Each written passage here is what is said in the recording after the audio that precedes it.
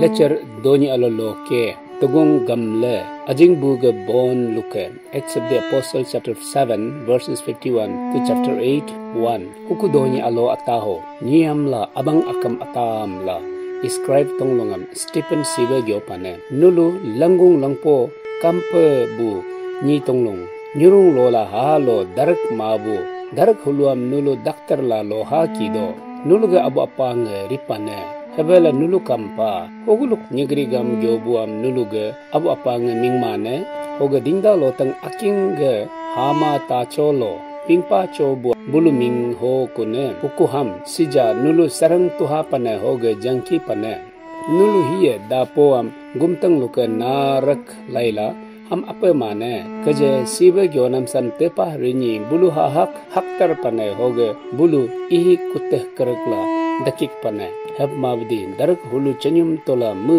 doni au sargobe kadung pane hoga i sorga yunam longam kapah pane hoga i sorga lagbik alak charlo jisu ni dakpe debe kapah pane hoga mu gyo pane kato doni au sargoga riap guam chiko debe ngo kapah do hoga nya ni hunga i sorga lagbik charlo dakdung do heb mabdi bulu gugli besar gukrap pane hoga bulu ga nyurungam mamtum laila laing karing mugulo riapke pane ho muam kemu bariam kung haling pane hoga alang kung ki pane hoga ham kate haki jibu hai bulu ga ijiam sol ga lechulo tapaji pane hoga bulu ga alang kung ke dung rinyi Stephen gamro jagba gogling pane philo jisua ngaga yalusam narak tubeka